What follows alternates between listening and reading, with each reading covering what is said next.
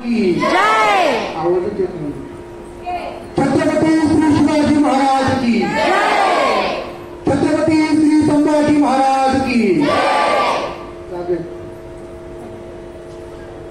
आतापर्यंत आपण झोपलेलोच होतो. श्री स्वामी समर्थ मंदिर सुनीलजी हरपळे यांनी या ठिकाणी मला छत्रपती शिवाजी महाराजांच्या शिवराज्याभिषेक सोहळ्यासाठी आमंत्रित केलं. त्यांचा प्रथमतः मी आभार व्यक्त करतो. शिवरायांची 11वी रूप, शिवरायांचा 11वा प्रताप, शिवरायांचा 11वा साक्षेप गो म्हणतो. आज 350 वर्षानंतर सुद्धा छत्रपती शिवाजी महाराजांचं नाव आम्ही विसरत नाही. छत्रपती शिवाजी महाराजांचं नाव आजही आम्हाला आठवतं. स्वतःचा पोराचं लग्न बाजूला घेऊन पोराचं लग्न लावायला गेले तानाजी मालुसरे आजही आम्हाला आठवतं. राजा तुम्ही विशाळगडापर्यंत पोहोचला असे तोपर्यंत ही खिंड अडवून धरतो असे सांगणारे बाजी प्रभू देशपांडे आजही आम्हाला आठवतात. राजांचा एक जिवारी लागला आणि राजाच्या शब्दासाठी स्वतःचं आयुष्य कुर्बान करून टाकणारे कितीतरी मावळ्यांची नावं सांगितली. या साऱ्यांच्या बलिदानावर खऱ्या अर्थानं महाराजांचा राज्याभिषेक. आज ज्येष्ठ शुद्ध त्रयोदशीनुसार महाराजांचा शिवराज्याभिषेक सोहळा. गेली 350 वर्षानंतर सुद्धा छत्रपती शिवाजी महाराज तुमच्या आमचे मार्गदर्शक का बनले याचं आम्ही कधी उत्तर शोधलं नाही. आम्हाला फक्त छत्रपती शिवाजी महाराज जयंती पुरते आठवतात. छत्रपती शिवाजी महाराज आम्हाला जयंती पुरतेच आठवतात. ही आमच्या महाराष्ट्रातली सगळ्यात मोठी शिकवण आहे. का महाराजांनी राज्याभिषेक करून घेतल्याचं कारण काय नाही सांगतात. का 350 वर्षानंतर सुद्धा छत्रपती शिवाजी महाराज तुमच्या आमचे आदर्श बनले का नाही सांगतात. तो 7.5 फुटाचा अब्दुल खान महाराजांना मारायला नव्हे धर्म बुडवायलाच आला होता. महाराजांनी 2 मिनिटात फाडला म्हणून महाराजांचा आदर्श. तो शाहिस्ते खान म्हणतो ये शिवाजी का स्वराज्य कितना मेरे हात की 3 उंगलियां. हीच महाराजांनी त्याची 3 बोटं ठेवली म्हणून महाराजांचे आदर्श. तो स्थितीजवळ कितीतरी लाखोंची संख्या घेऊन महाराजांना आजगराचा विळखा घालून बसला आणि महाराज स्वतःच्या बुद्धीच्या बळावर निसटले आणि विशाळगडला जाऊन पोहोचले म्हणून महाराजांचे आदर्श. तेही जाऊ द्या. औरंगजेबाचं मृत्यूपत्र, त्या मृत्यूपत्रामध्ये औरंगजेब म्हणतो हमारे इस्लाम में पुनर्जन्म नहीं मानते. आमच्या इस्लाम मध्ये पुनर्जन्म मानत नाही. पण खुदा करम इस्लाम में पुनर्जन्म मिला तो इस दख्खन के मिट्टी में हम कभी लगने नहीं. म्हणून महाराजांचे आदर्श. 350 वर्षात काय बदल? संस्कृती, विचार, आचार. जर महाराजांचा राज्याभिषेक समजून घ्यायचा असेल तर आम्हाला छत्रपती शिवाजी महाराजांचा शिवपूर्व काळ खऱ्या अर्थाने समजून घ्यावा लागतो. आम्हाला शिकवलंच नाही. राजा शिवछत्रपती एक तर राजा शिवछत्रपती 31-34चं पुस्तक आमच्या पोरांच्या हातामध्ये पडलं आणि आमचा पोरगा विचारतो आई आता राजा शिवछत्रपती हे पुस्तक वाचलंय आणि 5वीला गेल्यानंतर 10वी पर्यंत राजा शिवछत्रपती आम्हाला शिकवलं नाही. हे आमच्या महाराष्ट्रातली सगळ्यात मोठी शिकवण आहे. महाराजांना विसरतो. अहो काल परवाचं उदाहरण घ्या. छत्रपती शिवाजी महाराजांच्या स्मारकावरती दगडफेक झाली आणि त्याने दगडफेक केली. त्याला एवढंच सांगेल छत्रपती शिवाजी महाराजांचा दगड मारून कधीच इतिहास मिटवता येत नाही. तर चंद्र सूर्यापर्यंत असा जिवंत आणि ज्वलंत राहून महाराजांचा इतिहास आहे.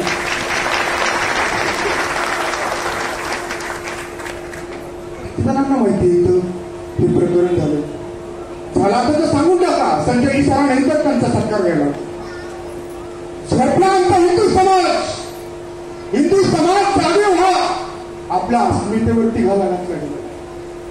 अहो तेही जाऊ द्या. आता इतिहासाकडे बोललो. तुम्हाला एक छोटी गोष्ट सांगतो. मला वाटतं 1605 ते 1615 सालची गोष्ट. तुम्हाला इतिहासात सांगितलं की आमच्या भारतात इतिहास घडवला मराठ्यांनी. पण मराठा आणि मोगल इथं संघर्ष झाला. पण 15व्या शतकातली गोष्ट तुम्हाला सांगतो. आमच्या इतिहासात उदगीरची लढाई तुम्हाला माहिती असेल नाही माहिती. दक्षिणेकडील मोगल, उत्तरेकडील मोगल आणि दक्षिणेकडील निजामशाही यांच्यामध्ये प्रचंड वैर होतं.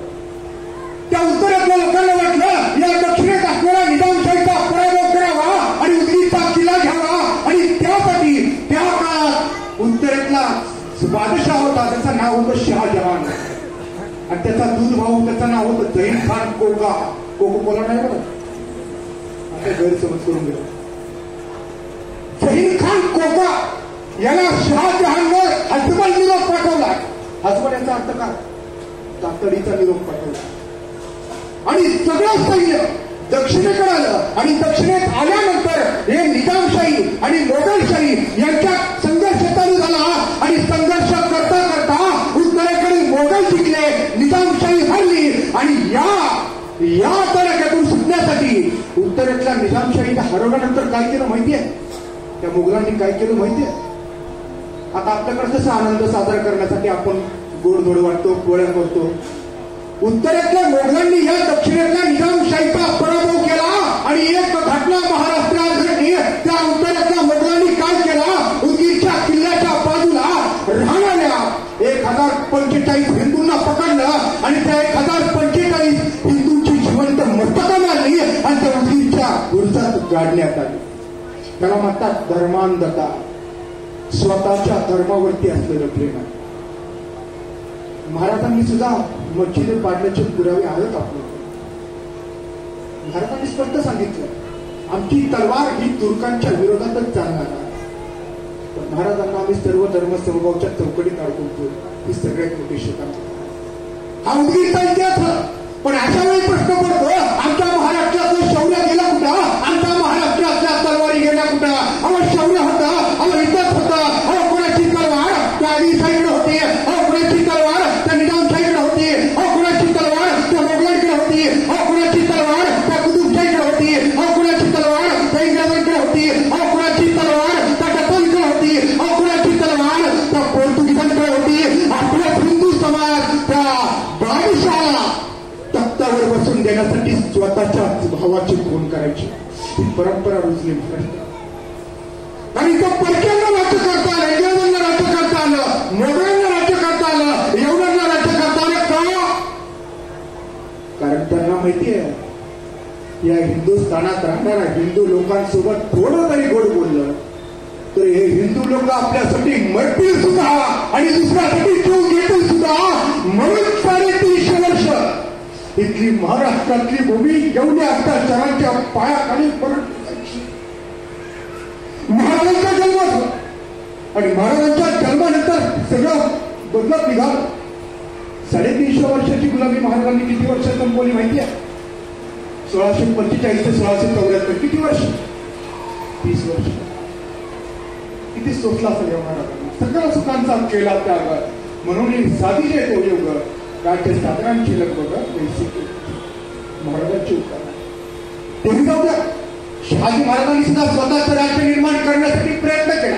एका ठिकाणी आदिलशाही आणि मोगलशाही निजामशाही बुडवायला आले होते आणि अशा वेळी हा निजामशाहीचा योद्धा निजामशाहीला पराभव करण्यासाठी, निजामशाहीला विजय मिळवून देण्यासाठी त्या मोगलांशी झुजतोय आणि अखेर निजामशाही जिंकली, मोगलशाही पराभूत झाली, आदिलशाही पराभूत झाली आणि शहाजीराजांना वाटलं अरे आमचा पराक्रम आऊसाहेबांपर्यंत पोहोचला असेल आणि आमचा पराक्रम आऊसाहेबांपर्यंत गेला असेल. वातवडीचा युद्धानंतर शहाजीराजे त्यांची अपेक्षा काय?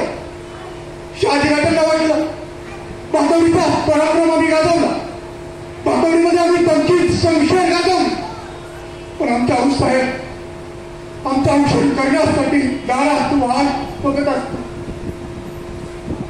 शहाजीराजे वातवडीचा पराक्रम आऊसाहेबांना भेटायला निघाले, पण आऊसाहेब शहाजीराजांचा औषध करायला आल्याच नव्हत्या.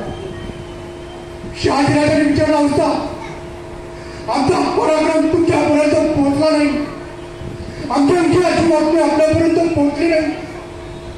तुम्ही जिजाऊ सांगता शहाजीराजे तुमचा पराक्रम आमच्यापर्यंत पोहोचला, तुमच्या विजयाची बातमी आमच्यापर्यंत पोहोचली नाही. पण शहाजीराजे कुणासाठी गाजवला तो पराक्रम? शहाजीराजे तोच पराक्रम या वेळेसाठी चालवला असता तर आम्ही तुम्हाला रणांगणात औषध करायला असतो. जिजाऊ स्वराज्य निर्माण करण्याची ज्योत जिजाऊंनी शहाजांच्या मनात पेटवली. तिथून स्वराज्य निर्माण करायला सुरुवात झाली. आणि आमच्या महाराष्ट्रात बलात्कारांची अत्याचारांची संख्या किती वाढली. अहो, महाराजांच्या काळात सुद्धा बलात्काराची घटना घडली, पण जाणीवपूर्वक आम्हाला सांगितलं की त्या रांजेगावच्या पाटलानं एका गरीब शेतकऱ्याच्या पोरीवरती बलात्कार केला. अहो, बलात्कार नव्हे, बद अंमल या शब्दाची नोंद आहे. बलात्कार केल्यानंतर बद अंमल या शब्दाची आम्हाला कोड करता आली पाहिजे. बद अंमल म्हणजे अनैतिक कृत्य केलं तर रांजेगावच्या पाटलाने. महाराजांचं वय किती? फक्त 16 वर्ष. त्याचे हत्याकरण केले, चौरंग्या केला. चौरंग्या म्हणजे काय? थोडक्यात सांगतो. उजवा हात कापायचा कोपऱ्यापासून, डावा पाय कलम करायचा गुडघ्यापासून, आणि तो व्यक्ती मरू नये म्हणून त्याच्या त्या जखमा गरम तुपात बुडवल्या जायच्या. ही त्या काळातली शिक्षा. आणि त्या छत्रपतीच्या महाराष्ट्रात आज कोपर्डी सारखी घटना घडली. आमच्या महाराष्ट्रात कोपर्डी घडली आणि आमच्या पोरांच्या व्हॉट्सअपला एक मेसेज पुरत होता, छत्रपती शिवाजी महाराज असते तर बलात्कार करणार असा महाराजांनी चौरंग्या केला असता. आज छत्रपती शिवाजी महाराज असते तर बलात्कार करणार असा महाराजांनी फाशी दिली असती. आज छत्रपती शिवाजी महाराज असते तर बलात्कार करणाऱ्याला महाराजांनी रायगडावरून तोडून दिलं असतं. अहो, मी तर एवढं सांगेल, आज छत्रपती शिवाजी महाराज असते तर बलात्कार करणार असा महाराजांनी चौरंग्या केला नसता. आज छत्रपती शिवाजी महाराज असते तर बलात्कार करणाऱ्याला महाराजांनी फाशी दिली नसती. मी एवढं सांगेल, आज तर छत्रपती शिवाजी महाराज असते तर या महाराष्ट्रात कोपर्डी घडलीच नसती. हे शिवसैनिक सगळ्यात मोठं यशाचं कारण.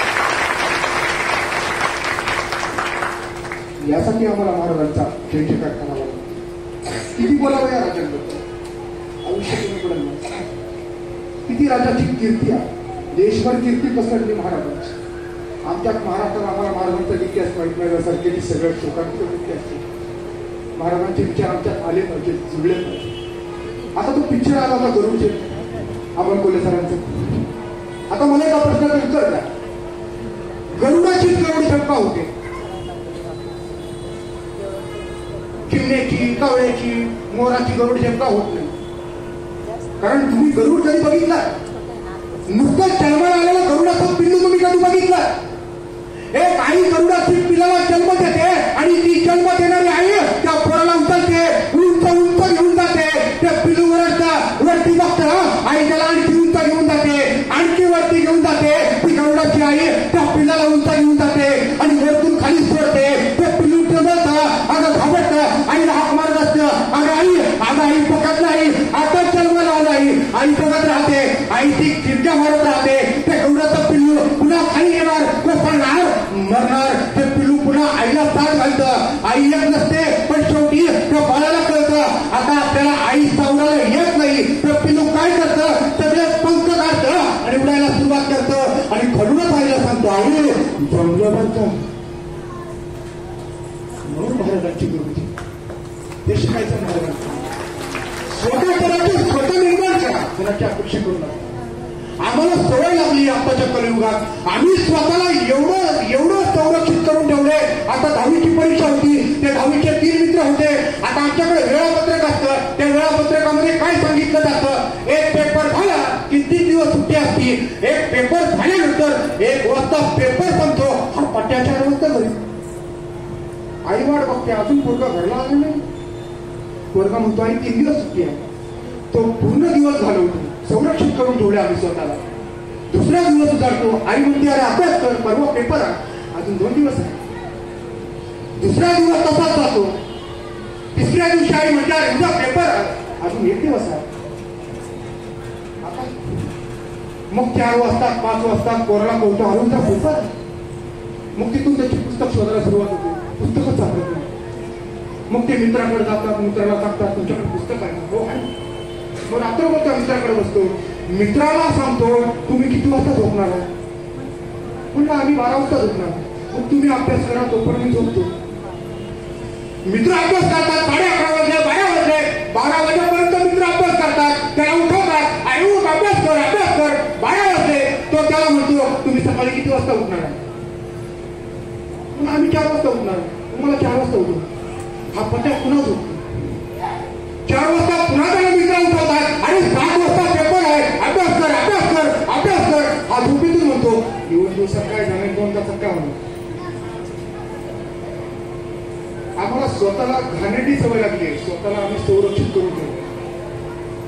काय झालं की बघू, काय काय होईल की नाही. जागे व्हा आता हिंदू समाजावरती, हिंदुत्वावरती आघात व्हायला सुरुवात झाली. जागे व्हा, हिंदू समाज आता जागा झाला पाहिजे. तुम्हाला वाटत असेल महाराजांच्या इतिहासातले उदाहरण देतो, छोटंसं उदाहरण. महाराजांचा मुक्काम गोव्याला पडलाय. आता गोव्याचा जर अभ्यास केला तो गोव्याचे 3 भाग पडतात. एक 30 वाडी, दुसरा बाळदेश आणि तिसरा गोवा. महाराजांचा मुक्काम त्या 30 वाडी जवळ पडला होता. आता गोव्याला गेलात तर सगळे तुम्हाला ख्रिश्चन लोक भेटतील. रोमन कॅथोलिक असं म्हणतात त्यांना. त्यावेळी त्यांचा तो अधिकारी होता विसराई. त्या विसराईने त्या गोव्यामध्ये सगळ्या हिंदू समाजातल्या लोकांना सांगितलं होतं, आदेश दिला होता. गोव्यातल्या लोकांना आदेश काय दिला होता, जर गोव्यामध्ये राहणाऱ्या हिंदू लोकांना गोव्यामध्ये राहायचं असेल तर तुमचा हिंदू धर्म सोडावा लागेल आणि ख्रिश्चन धर्म स्वीकारावा लागेल. आपल्या लोकांनी नकार दिला, जिवंत मस्तका मारली हिंदूंच्या. देवाची कृपा म्हणून महाराजांचा मुक्काम त्या 30 वाडी जवळ पडला. महाराजांनी कुणीतरी सांगितलं, महाराज गोव्यावरती अत्याचार चालू आहे. हिंदूंना सांगितलं, महाराज अत्याचार चालू आहे, काहीतरी करा. महाराज म्हणतात असं. महाराजांनी आपल्या मराठा अधिकाऱ्या सैन्यांना आदेश दिले. इतिहासात शब्दाची नोंद आहे, कच्चे बच्चे या शब्दाची नोंद आहे इतिहासात. कच्चे बच्चे म्हणजे माहितीये का, म्हातारी बारकी पोरं, तरणी पोरं सगळी जशी असतील तशी महाराजांनी ते गाव लुटून आणायला सांगितलं. आणि तब्बल 1500 लोक याच्यामध्ये सापडले, आपले हिंदू लोक सापडले. आणि त्या 1500 लोकांमध्ये नेमके ते पादरी लोक सापडले ज्यांनी आपल्या हिंदूंसाठी हुकूम सोडला. महाराजांच्या समोर त्यांना उभा केलं. महाराजांनी विचारलं, आता तुम्ही आमच्या हिंदू भूमीत आहात, आमचा धर्म तुम्हाला स्वीकारावा लागेल. त्या क्षणाला दोन्ही पादऱ्यांनी महाराजांना नकार दिला आणि त्या क्षणाला महाराजांनी दोनही पादरी लोकांची जिवंत मस्तकं मारली आणि विसराईला पाठवली. याला म्हणतात उपचाराला ताबडतोब औषध देणं. महाराजांकडून शिकावं. यासाठी आम्हाला महाराजांचं जय जयकार करावं लागतं. अहो तो छत्रसाल बुंदेला तुम्हाला माहिती आहे, 1670 ते 1671 मध्ये महाराजांना रायगडावरती भेटायला आला होता. आणि 1670-1671 नंतर महाराजांची भेट घेतल्यानंतर महाराजांनी छत्रसालाला एक उपदेश दिला. छत्रसाल काही साधा नाही, 20-25 पोरं त्याला कारवाडता होतो आणि महाराजांची मदत मागतो, राज्य निर्माण करून द्या. महाराजांनी त्या छत्रसालाला उपदेश काय दिला, तुम्ही हिंदू भूमीवरती स्वतःच राज्य निर्माण करा, दिल्लीच्या सैन्यांचा पराभव करा, आम्ही तुमच्यापासून वेगळं नाही. महाराजांचं पत्र आहे. महाराज पुढे काय सांगतात छत्रसालाला, आमची ही तलवार मोगलांच्या म्हणजे तुर्कांच्या विरोधातच उचलली आहे. तुम्ही सुद्धा तुमच्या मुलखाचा सैन्य गोळा करा आणि मोगलांचा संहार करा. महाराज सांगताय. लेंचक्षर दीक्षित हा शब्द आहे महाराजांचा. कवी भूषण माहिती असेल, ज्यांनी महाराजांचं शिवभूषण दिलं 1673 मध्ये त्याने कंप्लीट केलं, ते पूर्ण लिहून काढलं. त्याच्यामधल्या 2 वळी सांगतो. कवी भूषण असं म्हणतो, या पृथ्वीचा संतुष्ट करण्यासाठी, या हिंदू भूमीला संतुष्ट करण्यासाठी या राजाच्या मनात उत्साह निर्माण झाला. ही पृथ्वी निम्लेच व्हावी यासाठी हा राजा लढतोय. यावरती एवढं पापाची संख्या वाटली आणि या सगळ्यांच्या बळावरती महाराजांनी स्वतःला राज्याभिषेक करून घेतला. राज्याभिषेकाचा दिवस जवळ आला. महाराज आता सिंहासनात ईश्वर होणार होते आणि त्यावेळी गागाभट्ट काशीवरून एकटे झाले. अहो साहेबांना विचारला, होता तुम्ही स्वतःचं राज्य निर्माण केलं का, तुम्ही स्वतःचं राज्य निर्माण करता आहात याचा आम्हाला अभिमान आहे, पण या राजाला राजाच नाही, सिंहासनच नाही, ते राज्य कसं ग्राह्य धरलं. गागाभट्टांनी संमती दर्शवली आणि महाराज राज्याभिषेकाला तयार झाले. 6 जून 1674 ला महाराजांनी राज्याभिषेकाचा दिवस निवडला. तिथीनुसार तो दिवस आहे. महाराजांनी 6 जूनलाच का निवडला, कारण महाराजांना हेही माहिती होतं की माझा राज्याभिषेक करत असताना शत्रू आक्रमण करायची भीती आहे. औरंगजेबाचा दूधवाहू बहादूर खानानं महाराजांचा राज्याभिषेक रोखण्यासाठी प्रयत्न केला खरा, पण तुम्ही कधी रायगडला गेलात तर रायगडावरती आजही एवढा पाऊस पडतो. महाराजांचा राज्याभिषेक उद्ध्वस्त करायला एखादा शत्रू रायगडावरती जाईल खरा, पण परत येईल का न गॅरंटी. म्हणून महाराजांनी जाणीवपूर्वक 6 जून 1674 निवडला. अहो तेही जाऊ द्या.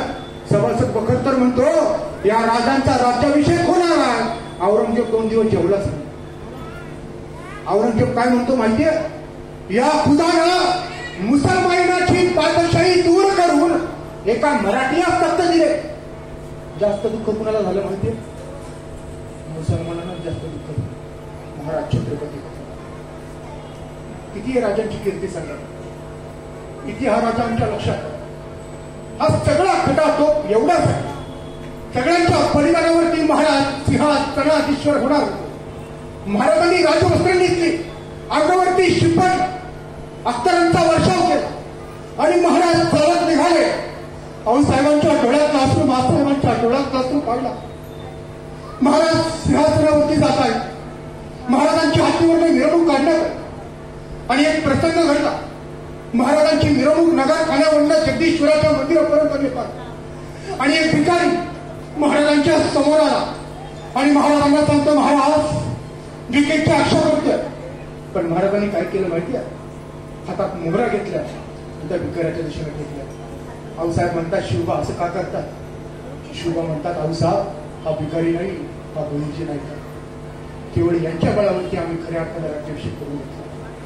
महाराजांच्या 32 मन सुवर्ण सिंहासनाचं ज्यावेळी काम चाललं त्यावेळी मासाहेबांना शिवबा असं सांगतात, मासाहेब तुम्हाला स्वराज्य सिंहासन बनवायचं असेल तर एवढं मोठं तयार करा की माझ्या प्रत्येक मावळाला त्याच्यावरती बसता आलं पाहिजे.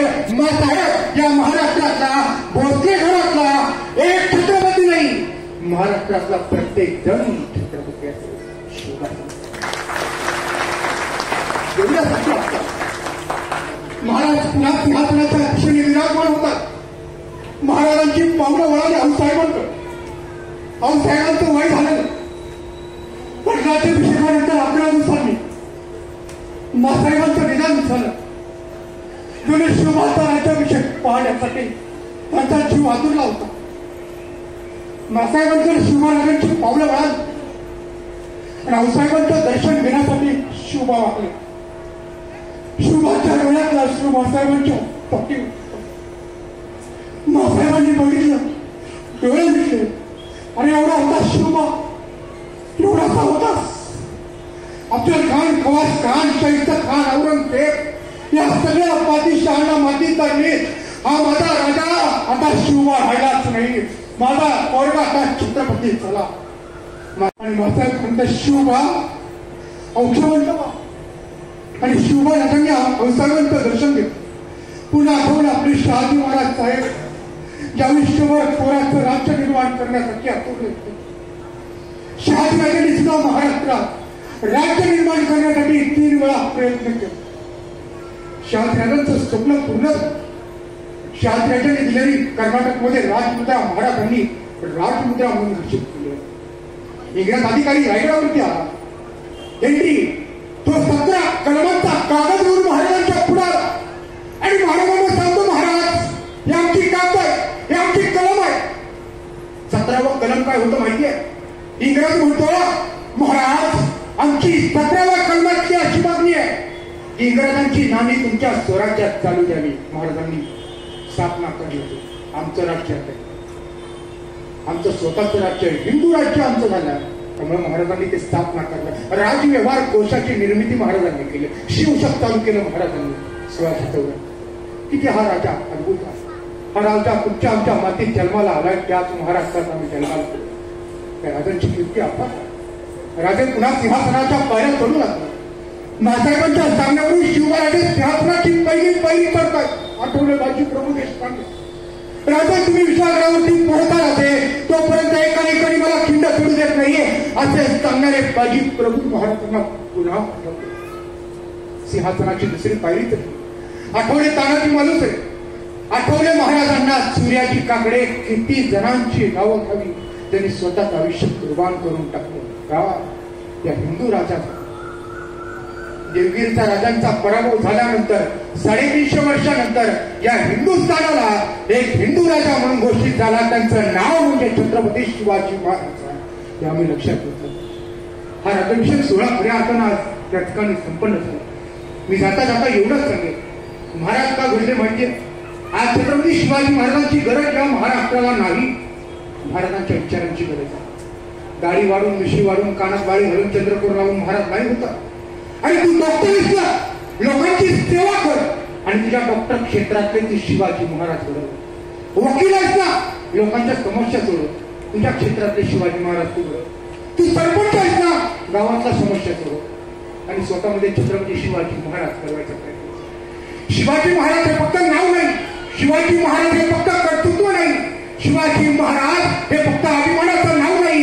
छत्रपती शिवाजी महाराज हे जगातलं सर्वोच्च परिणाम आहे. मला काय होत आहे, मला छत्रपती शिवाजी महाराज व्हायचं आहे. हे प्रत्येकाला ठरवलं पाहिजे. आमच्या क्षेत्रात आमच्या पोरांना ते सांगा, आमच्या पोरांच्या मनावरती संस्कार करायला आम्ही खऱ्या अर्थानं कमी पडलोय. मासाहेबांना डोहाळे कसले लागले होते, मासाहेबांना तलवारबाजीचे, घोडे चालवायचे असले डोहाळे लागले म्हणून तर शिवबा पराक्रमी ठरले.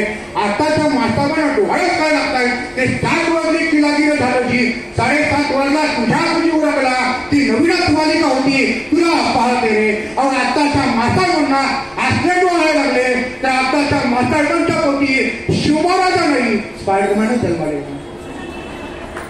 आमच्या आईची खऱ्या अर्थानं मोठी गरज आहे. आमच्या पोरांना आम्ही काय संस्कार देतोय, जाता जाता शेवटचं उदाहरण देतो आणि या ठिकाणी सगळ्यांची रजा घेतो. आमच्याकडे जन्माला आलेले एक पोरगं असतं, एक छोटं जन्माला आलेलं असतं, एक 6-7 महिन्याचं असतं. आई स्वयंपाक करत असते, ते पोरगं काय करतं, आईची नजर चुकवतं आणि अंधारात जायची कोशिश करतं. आई त्याला बघते, त्याला रागवते, त्याला सांगते आणि त्या अंधारात जायचं नाही. अंधारात भूत असतं, ते पोरगं तिथंच थांबतं. आई पुन्हा स्वयंपाक करते, ते पोरगा आईची नजर पुन्हा चुकवतं, पुन्हा अंधारात जायची कोशिश करतं. आई त्याला पुन्हा बघते, पुन्हा रागवते, त्याला सांगते अरे अंधारात जायचं नाही. अंधारात भूत असतं, ते पोरगं तिथंच थांबतं. परत आई स्वयंपाक करते, ते पोरगा परत आईची नजर चुकवतं, अंधारात जायची कोशिश करतं. आई त्याला बघते, पुन्हा रागवते, त्याला सांगते अरे तुला किती वेळा सांगायचं त्या अंधारात जायचं नाही. अंधारात भूत असतं. आई त्याला उचलते, दुसरीकडे नेऊन ठेवते, त्याला सांगते आणि अंधारात जायचं नाही. अंधारात भाऊ असतो. आमची आई त्या लहान पोराच्या मनावरती एवढा तो संस्कार करते, त्या लहान पोराचं लग्न झालं तरी स्वतःच्या पोरांना सांगतो अंधारात भूत असतो. आता इथं बसलेल्यापैकी मला सांगा किती जणांनी बोट बघितला, त्यांच्या हस्ते देवाची आरती करून. आमच्या पोरांना संस्कार द्या, हिंदू धर्माचा संस्कार आमच्या पोरांना द्या, शस्त्र चालवायचं शिक्षण आमच्या पोरांना द्या, हिंदू धर्माची जाणीव असलेले शिक्षण आमच्या पोरांना द्या. उद्याची पिढी घडवायची असेल तर आमच्या पोरांना संत ज्ञानोबा तुकोबा सगळं संत आमच्या पोरांच्या मनावरती संस्कार रुजवायचा प्रयत्न करा. खरं तर आजच्या या निमित्तानं इथे जमलेल्या सगळ्या स्वामी भक्तांचं, शिवशंभू भक्तांचं खऱ्या अर्थानं वेळेचं मान लक्षात घेता मला या ठिकाणी थांबावं लागतंय. तुम्ही या ठिकाणी जमलात, संजयजी आजपर्यंत मी मनापासून आभार व्यक्त करतो. यांनी या ठिकाणी मला बोलवलं शिवराज्याभिषेक सोहळ्यासाठी, मला या ठिकाणी मनोगत व्यक्त करता आलं, त्यांचा प्रथमतः मी आभार मानतो. आणि तुम्हाला सुद्धा 351व्या ज्येष्ठ शुद्ध त्रयोदशी शिवराज्याभिषेक सोहळ्यामुळे हिंदू राज्याभिषेक सोहळ्याच्या मनापासून शुभेच्छा देतो. या ठिकाणी म्हणतो सगळ्यांची रजा देतो.